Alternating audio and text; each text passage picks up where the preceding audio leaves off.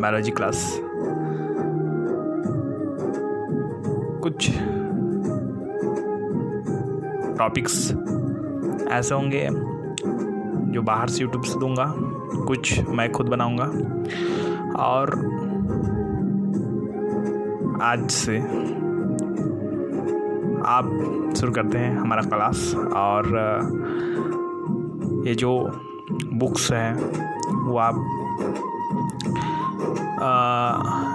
प्रबोध का ही लेना, क्योंकि प्रबोध में बहुत ज़्यादा डिटेल्स होती है। So start class. हमारा पहला क्लास है ना, ये क्लास है सजीव जगत। हमारा पहला टॉपिक है सजीव जगत, द लिविंग वर्ल्ड। तो सजीव जगत में जो पहला नंबर का जो टॉपिक बनता है वो है व्हाट इज़ लिविंग ऑर्गन्स। सजीव ऑर्गेनिज्म, सजीव क्या है। तो पहला टॉपिक आपका है सजीव क्या है, नोट कर जाइए। तो पहला देखते हैं कि जीवों की कोशिकाओं में, कोई भी जो जीव है उस जीव की कोशिका में रासायनिक क्रियाओं का, जितने भी चलती हैं क्रियाएं, कहा जाए पोषण है, श्वसन है, ये सब रासायनिक क्रिया हैं। तो जीवों की कोशिकाओं में रासायनिक क्रियाओं का, जो रासायनिक क्रिया है उनका स्वनियंत्रित मतलब अपने आप नियंत्रित होती है। हम अलग से नहीं बोलते कि पच जा करके, वो अपने आप पचते रहता है। हम नहीं बोलते कि श्वसन, सांस अंदर आइए और सांस बाहर जाइए, डायरेक्टली वो अपने आप होता रहता है, उसको बोलते हैं स्वनियंत्रित। तो जीवों की कोशिकाओं में रासायनिक क्रियाओं का स्वनियंत्रित तथा स्वचालित प्रणाली के रूप में चलते रहना ही जीवित होने का सबसे महत्वपूर्ण लक्षण है। ठीक है, वे ही सजीव हैं जिनमें यह क्रिया निहित होती है। इतना लिखना, वे ही सजीव है जिनमें यह क्रिया निहित होती है। तो आप सजीव का परिभाषा क्या लिखेंगे कि जीवों की कोशिकाओं में रासायनिक क्रियाओं का स्वनियंत्रित तथा स्वचालित प्रणाली के रूप में चलते रहना ही जीवित होने का सबसे महत्वपूर्ण लक्षण है, और वे ही सजीव कहलाते हैं। अर्थात जिनमें यह लक्षण निहित होती है वही सजीव कहलाते हैं।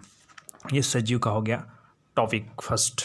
ठीक है, और हम आगे जो चलते हैं वो है सजीव के लक्षण, है ना जी। सजीव के कितने लक्षण हैं, कैसे कैसे लक्षण हैं, वो मैं आपको बताने जा रहा हूँ, है ना। तो पहला लक्षण लिखिएगा कि निश्चित अमाप। इसका डिटेल्स कैसे करना है, एकदम सिंपल, 2 लाइन में करना है या 1 लाइन में करना है। प्रत्येक जीव अपने विशिष्ट आकार एवं अमाप के कारण एक निश्चित व्यक्तिकता का प्रदर्शित करता है। किसका प्रदर्शित करता है? व्यक्तिकता, मतलब कहा जाए किसी व्यक्ति की अमाप देखकर या उस किसी व्यक्ति का आकार देखकर हम लोग पहचान सकते हैं कि वो कौन से समूह का है, मनुष्य समूह का है, मनुष्य जाति का है, कि बंदर जाति का है, कि शेर वाले जाति का है। तो यही, तो इसका डिटेल ये होगा कि प्रत्येक सजीव अपने विशिष्ट आकार एवं अमाप के कारण एक निश्चित व्यक्तिकता प्रदर्शित करता है ना। ओके, अर्थात जो सजीव हैं उनका निश्चित अमाप या आकार होता है। ध्यान से सुनिएगा, रिपीट कर करके। दूसरा आता है संरचना। संरचना मतलब क्या होता है कि जितने भी सजीव हैं वो अनेक रसायनों से बने होते हैं, है ना, जो कि निरंतर बनते रहते हैं, मतलब संश्लेषित होते हैं। संरचना के बारे में बता रहा हूँ ना। दूसरा पॉइंट कि प्रत्येक जीव होते हैं, सभी जीव होते हैं, सजीव लिखना, सभी सजीव है वो रसायनों के बने होते हैं। किसके बने होते हैं? रसायनों के बने होते हैं, ठीक है। और ये रसायन निरंतर क्या होते जाते हैं, संश्लेषित होते जाते हैं तथा परिवर्तित होकर अनेक जैव अणुओं का निर्माण करते हैं, ठीक है। जैव अणु का क्या करते हैं, निर्माण, है ना। तो जैव अणु मतलब जैविक अणु, जीवों में पाई जाने वाली अणु, मतलब हम जो जीव हैं, हमारा जो शरीर है वो पूरा जैव अणुओं से ही मिलकर बना हुआ है, बायो मॉलिक्यूल्स से मिलकर बना है। इस तरह से संरचना पाई जाएगी, वहाँ क्या है, सजीव है। तो यहाँ लिखना कि सजीव में अनेक प्रकार के रसायन, सजीव है अनेक प्रकार के रसायन के बने होते हैं, ठीक है, जो कि निरंतर क्या होते जाते हैं, उत्पन्न होते जाते हैं या संश्लेषित होते जाते हैं और परिवर्तित होकर एक नए जैव अणुओं का क्या करता है, परिवर्तित होकर अन्य जैव अणुओं का क्या करता है, निर्माण करता है। अब यहाँ तक तो क्लियर हो गया। अब ये जैव अणु है वो आपस में मिलता है ना, वर्ड को देखना, जैव अणु है वो आपस में मिलता है। पहले जैव अणु का निर्माण हो गया, जैव अणु है वो आपस में मिलता है और वो बनाता है कोशिकांग। क्या बनाता है, कोशिकांग। ये दूसरा टॉपिक ही चल रहा है ना, दूसरा पॉइंट, कोशिकांग। और कोशिकांग अंततः कोशिका का निर्माण करता है। किसका निर्माण करता है, कोशिका। देखिए जैव अणु से कोशिकांग, कोशिका का अंग को बोलते हैं कोशिकांग। कोशिकांग के बाद बनता है आपका कोशिका। क्या बनता है, कोशिका। और कोशिका मिलकर बना देता है ऊतक। क्या बनाता है, ऊतक। और ऊतक बनाता है अंग, और अंग से बनता है अंग तंत्र। क्या बनता है, अंग तंत्र। लिखना आ जाएगा यहाँ पर कि सजीव अनेक प्रकार के रसायनों के क्या होते हैं, बने होते हैं, है ना, जो कि निरंतर संश्लेषित होते रहते हैं और परिवर्तित होकर अन्य जैविक अणुओं का क्या करता है, निर्माण करता है ना। ये जैविक अणु आपस में मिलकर कोशिकांग का निर्माण करता है। किसका निर्माण करता है, कोशिकांग का। कोशिकांग का निर्माण करता है और कोशिकांग बनाता है कोशिका। क्या बनाता है, कोशिका। कोशिका मिलकर बनती है ऊतक। क्या बनती है, ऊतक। ऊतक मिलकर बनती है अंग। क्या बनती है, अंग। और अंग मिलकर बनता है अंग तंत्र, मतलब मनुष्य का निर्माण हो गया, सजीव का निर्माण हो गया, ठीक है। ये 2 पॉइंट हो गया, है ना जी। 2 पॉइंट के बाद हम लोग चलते हैं तीसरा पॉइंट में। तीसरा पॉइंट में कोश की संरचना।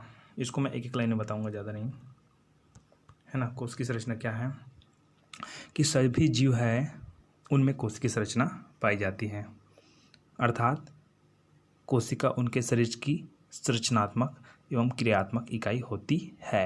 रिपीट करके सुन लीजिएगा, है ना। चौथा था उपापचयी, है ना। तो जीवों में विभिन्न प्रकार के विनाशात्मक एवं निर्माणात्मक क्रियाएं होती हैं। जीवों में, विभिन्न प्रकार के जीवों में विनाशात्मक एवं विकासात्मक, विनाशात्मक जी, विनाशात्मक एवं विकासात्मक, अर्थात जो विनाश होता है वो मतलब नष्ट होता है और निर्माण होता है उसको विकास बोलते हैं। तो हम लोग 2 वर्ड का यूज़ करेंगे उपापचय क्रिया के अंतर्गत कि समस्त जीवों में विनाशात्मक तथा निर्माणात्मक क्रिया एक साथ उपापचय क्रिया कहलाता है ना। इतना लिखना है उपापचय क्रिया के बारे में। आगे आता है श्वसन। क्या आता है, श्वसन। तो यह सजीव का विशिष्ट लक्षण है। सजीव क्या है, विशिष्ट लक्षण है। और हमको ये बताना है कि सजीव के विशिष्ट लक्षण होने के साथ साथ, ठीक है, यदि किसी जीव में किसी में यह कार्य निहित होता है तो वह सजीव के अंतर्गत आती है। आगे आता है वृद्धि। सजीव का मूलभूत विभिन्न उपापचय क्रियाओं के फलस्वरूप, है ना, सजीव में विभिन्न उपापचय क्रियाओं के फलस्वरूप चलते रहने के कारण वृद्धि का संभव होती है और वृद्धि लंबाई चौड़ाई आदि में हो सकती है, अर्थात वृद्धि का होना सजीव के लक्षण को प्रदर्शित करता है। ये 6 पॉइंट है सजीव के लक्षण, एकदम सिंपल, है ना। और मुझे एक बात तो पता है कि आप जल्दी बोर हो जाते हो, है ना, तो देख लीजिए फिर, है ना। और हमारा जो नेक्स्ट टॉपिक है वो है जीव जगत का वर्गीकरण। जीव जगत का क्या है, वर्गीकरण। हम लोग कैसे वर्गीकरण करेंगे, है ना। तो जीव जगत का वर्गीकरण तो हम करेंगे ही, आप चाहे कि ना चाहे, है ना।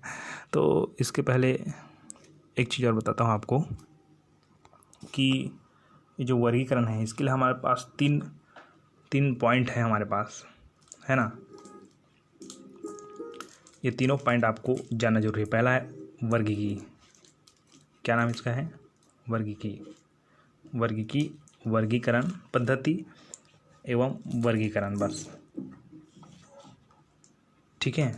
इन तीनों को हम लोग अगर अच्छी तरह से जान गए, है ना, तो हमको वर्गीकरण में कोई दिक्कत नहीं होगी। तो इस तरह से हम लोग शुरू करते हैं। पहला कि वर्गीकी है क्या।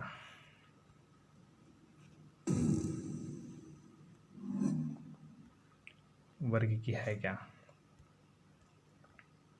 है ना। तो टेक्निकल प्रॉब्लम के कारण दिक्कत आती है। तो पहले तो आप मुस्कुराइए मस्त, उसके बाद हम लोग आगे बढ़ते हैं। और क्योंकि ये बहुत लंबा टॉपिक है, धीरे धीरे सनाए चलते जाएंगे, है ना। और आप, चेहरे तो किसी का मुझे दिखाई नहीं दे रहा है, लेकिन आप मन की आंखों से देख लीजिए, पूरा क्लास दिखाई देगा। तो इस तरह से हम लोग चलते हैं वर्गीकी में। ये वर्गीकी है क्या, है ना, वर्गीकी है क्या, और उस वर्गीकी के अंतर्गत हम लोग कैसे किस में चलेंगे उसको देख लेते हैं, है ना। हम लोग चलते हैं वर्गीकी में, टैक्सोनॉमी। तो विज्ञान की वह शाखा जिसके अंतर्गत वर्गीकरण से संबंधित, वर्गीकरण मतलब क्या होता है कि किसी भी जीव को उनके गुण, दशा, उसकी आदतें आदि के आधार पर उसे किसी वर्ग में रखना। जैसे कि एक पौधा है जो कि हरी पत्ती है और फल देते हैं, तो उसको हरी पत्ती और फलदार वाले क्षेत्र में रखेंगे, मतलब उसी कैटेगरी में रखेंगे। एक ऐसा पौधा है जो केवल पत्ती बस देती है, तो पत्ती वाले कैटेगरी में रखेंगे। एक ऐसा पौधा है जो कि पत्ती नहीं देती, केवल फल बस देती है, तो उसको फल वाले कैटेगरी में रखेंगे। मतलब इस तरह से उसको वर्गीकरण करेंगे, है ना, वही वर्गीकरण है। तो विज्ञान की वह शाखा जिसके अंतर्गत वर्गीकरण से संबंधित सिद्धांत तथा उसमें निहित प्रक्रिया का अध्ययन किया जाना है, वर्गीकी कहलाता है। ठीक है, मतलब विज्ञान की वह शाखा जिसके अंतर्गत वर्गीकरण से संबंधित सिद्धांत तथा उसमें निहित जो प्रक्रिया है, उस प्रक्रिया का अगर क्या किया जाए, अध्ययन किया जाए, तो उसे हम लोग कहते हैं वर्गीकी। मतलब हम लोग किसी भी सिद्धांत हैं, है ना, वर्गीकरण के अंतर्गत, है ना, किसी भी सिद्धांत का अगर हम लोग अवलोकन कर रहे हैं, तो हम लोग क्या कर रहे हैं, वर्गीकी का अवलोकन कर रहे हैं, वही वर्गीकी है। तो विज्ञान की वह शाखा जिसके अंतर्गत वर्गीकरण से संबंधित सिद्धांत तथा उसमें निहित प्रक्रिया का अध्ययन किया जाता है, वर्गीकी कहलाता है ना। तो ये वर्गीकी का परिभाषा, और आप पहले तो फ्रेश हो जाइए, है ना। चल कुछ सुनाता हूँ, एक शायरी कि